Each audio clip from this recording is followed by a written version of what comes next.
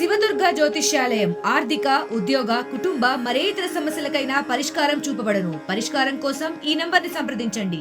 జాతీయ ప్రధాన కార్యదర్శిగా బాధ్యతలు నిర్వహిస్తున్నటువంటి పెద్దలు అరుణ్ సింగ్ గారికి, అదేవిధంగా పెద్దలు సోదరులు సిద్ధార్థనాథ్ సింగ్ గారికి, మరియు వేదిక మీద ఉన్నటువంటి సీఎం రమేష్ గారికి, వరప్రసాద్ గారికి, కొత్తపల్లి గీతా గారికి, శ్రీనివాస్ వర్మ గారికి, కిరణ్ కుమార్ రెడ్డి గారికి, సుజనా చౌదరి గారికి, పేరాల చంద్రశేఖర్ గారికి, వేదిక ముందున్నటువంటి భారతీయ జనతా పార్టీ కార్యకర్తలు సోదర సోదరిమణులు ప్రతి ఒక్కరికి పేరు పేరున నా నమస్కారాలు నేను తెలియజేస్తున్నాను.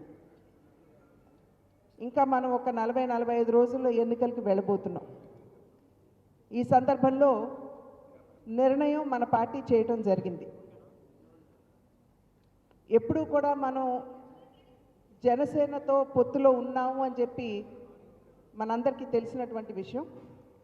అయితే ఇప్పుడు మన పెద్దలు తీసుకున్నటువంటి నిర్ణయం తెలుగుదేశం పార్టీతో కలిసి కూడా మనం ఈ ఎన్నికల్లో ముందుకు వెళ్ళాలి అని చెప్పి మన పెద్దలు నిర్ణయం చేయటం జరిగింది.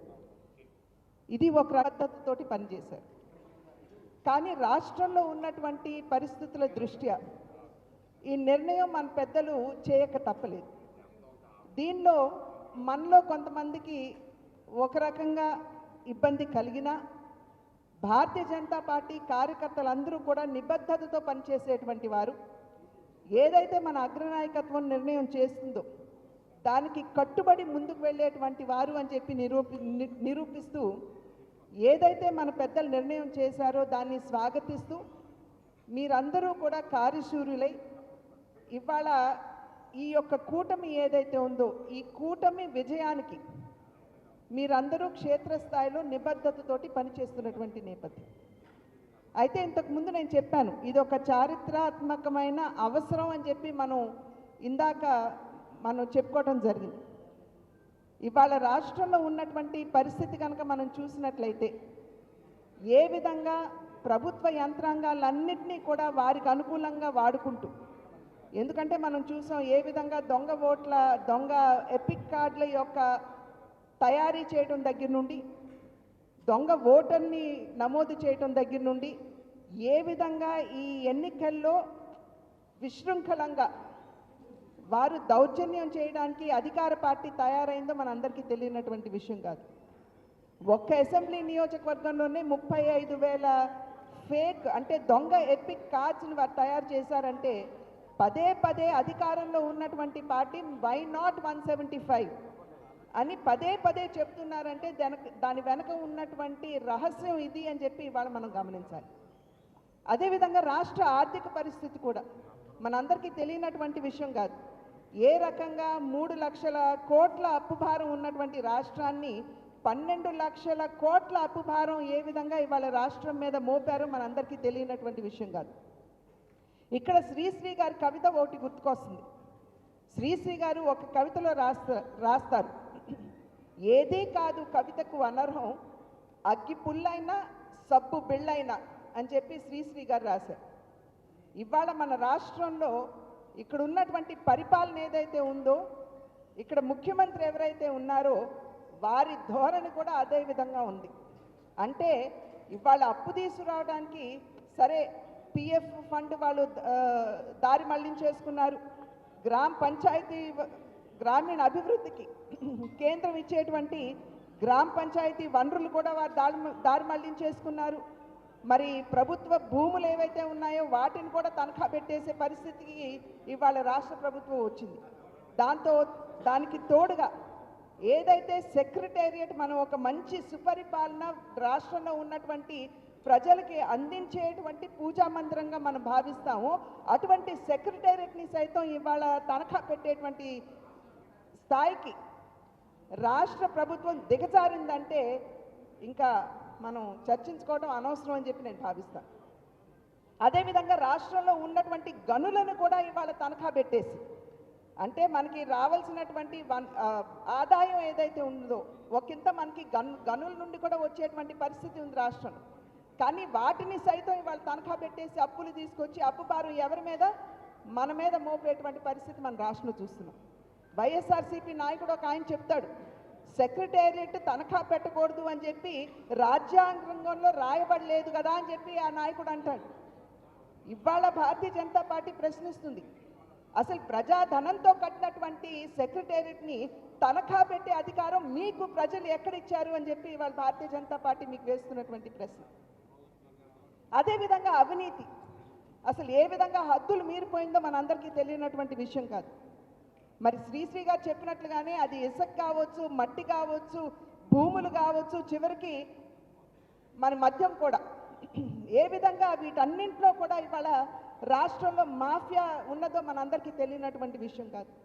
అనేక సందర్భాల్లో నేను చెప్పాను, ఆడపడుచుల పుస్తలు తెగిపోయినా పర్వాలేదు, మా జేబులు నిండితే చాలు అనే విధంగా నాణ్యత లేనటువంటి చీప్ లిక్కర్ని ఇవాళ ప్రజలు తాగించి వారి ప్రాణాలతో ఇవాళ రాష్ట్ర ప్రభుత్వం చెలగాటం ఆడేటువంటి పరిస్థితి మన రాష్ట్రంలో చూస్తున్నాం. అదేవిధంగా ఇసుక, ఇవాళ ఇసుక మాఫియా జరుగుతున్నదంటే కేవలం ఏదో ఇసుక తీసుకున్నారు, వారి జేబులు నింపుకున్నారు అన్నట్టు కాదు. నిర్మాణ రంగం మీద ఆధారపడి జీవించేటువంటి 35-40 లక్షల మంది పేద కుటుంబాలు, ఆ కుటుంబాలు కూడా ఇవాళ వీధిని పడేటువంటి పరిస్థితి మనం రాష్ట్రంలో చూస్తున్నాం. అదేవిధంగా మరి ఇక్కడ ప్రజాస్వామ్యం ఉన్నదా అని చెప్పి అనుమానం వస్తుంది. ఎందుకంటే ప్రజా వ్యతిరేక విధానాలు ఏవైతే ఉన్నాయో రాష్ట్రంలో, ఎవరైనా సరే గళం విప్పారు అంటే చాలు వారి మీద ఏదో ఒక అపవాదు వేయడం, లేదా SC/ST అట్రాసిటీ యాక్ట్లో వారిని బనాయించేసి జైల్లోకి పంపించడం, ఈ రకమైనటువంటి పరిస్థితిని మన రాష్ట్రంలో చూస్తున్నాం.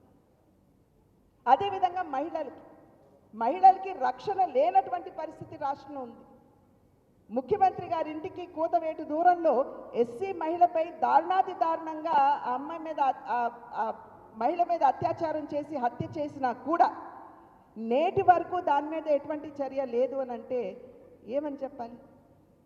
అదేవిధంగా పదే పదే ముఖ్యమంత్రి గారు అంటారు, నా ఎస్సీలు, నా ఎస్టీలు, నా బీసీలు అని చెప్తారు.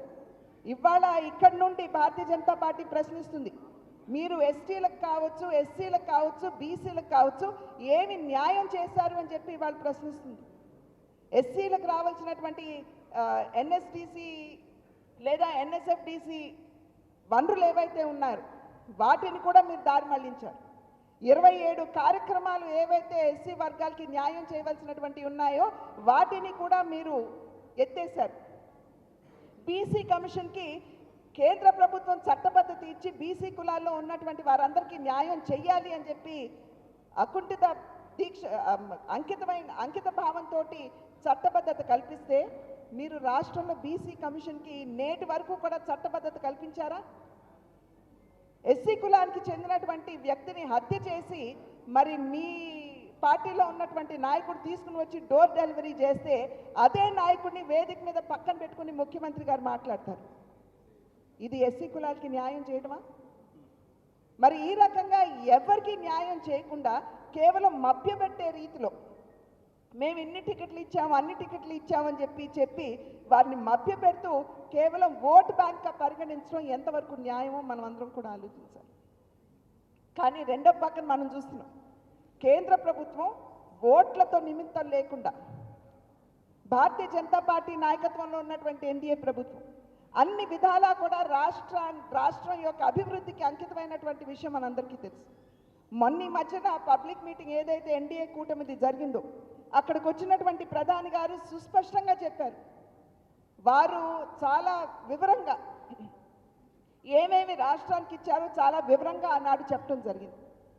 ఇక్కడ కేవలం ఆంధ్ర రాష్ట్ర అభివృద్ధికి భారతీయ జనతా పార్టీ నాయకత్వంలో ఉన్నటువంటి ఎన్డీఏ ప్రభుత్వం అంకితమై ఎప్పటి వరకు కూడా వారికి అన్ని విధాలా కూడా ఆంధ్ర రాష్ట్రానికి సహకరిస్తూ వచ్చింది.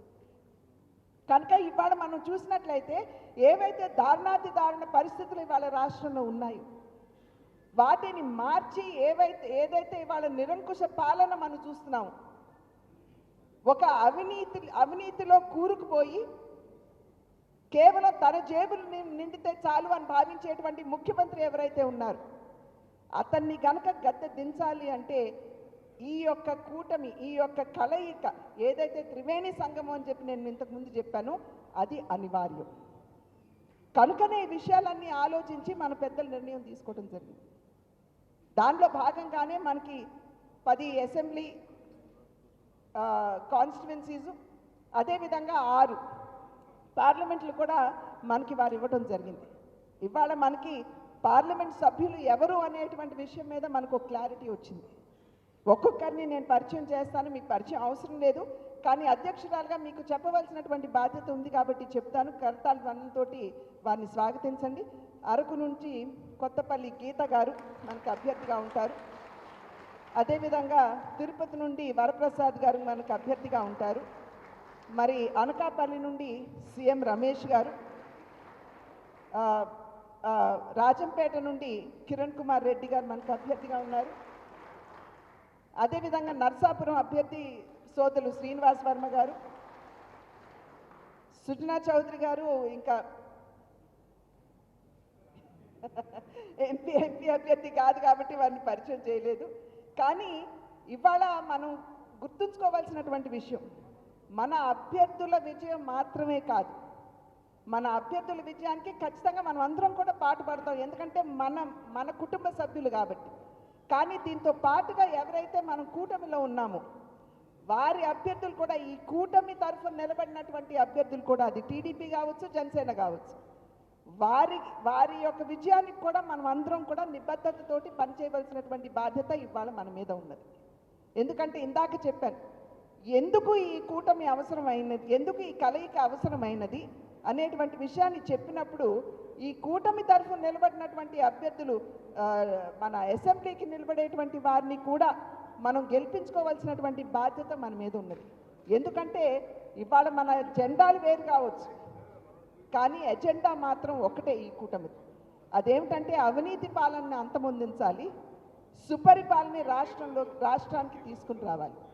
కనుక అది మనమందరం కూడా కలిసి ఒక్కటిగా పనిచేసి ఈ కూటమి తరఫున నిలబడినటువంటి అటు పార్లమెంట్ అభ్యర్థులు కావచ్చు, లేదా అసెంబ్లీ అభ్యర్థులు కావచ్చు, వారందరినీ గెలిపించుకున్నప్పుడే మనం సుపరిపాలన, ఏదైతే అయోధ్య రాముడిని పరిపాలన రావాలి అని చెప్పి మనం ఆకాంక్షిస్తామో ఆ రకమైనటువంటి రామరాజ్యాన్ని మన రాష్ట్రానికి కూడా తీసుకురావడంలో మనం అందరం దోహదపడేటువంటి అవకాశం ఉంటుందని చెప్పి గమనించమని చెప్పి అభ్యర్థిస్తూ, ఆ దిశగా మనం అందరం అడుగులు వేస్తూ మన కూటమి అభ్యర్థుల యొక్క విజయానికి మనం అందరం కూడా కృషి చేయాలి, పని చేయాలి అని చెప్పి అభ్యర్థిస్తూ సెలవు తీసుకున్నాను. నమస్కారం. మరిన్ని వీడియోస్ కోసం ఛానల్ ని సబ్స్క్రైబ్ చేయండి, లేటెస్ట్ అప్డేట్స్ కోసం వాట్సాప్ ఛానల్ ని ఫాలో చేయండి, అండ్ లింక్ డిస్క్రిప్షన్ లో ఉంది.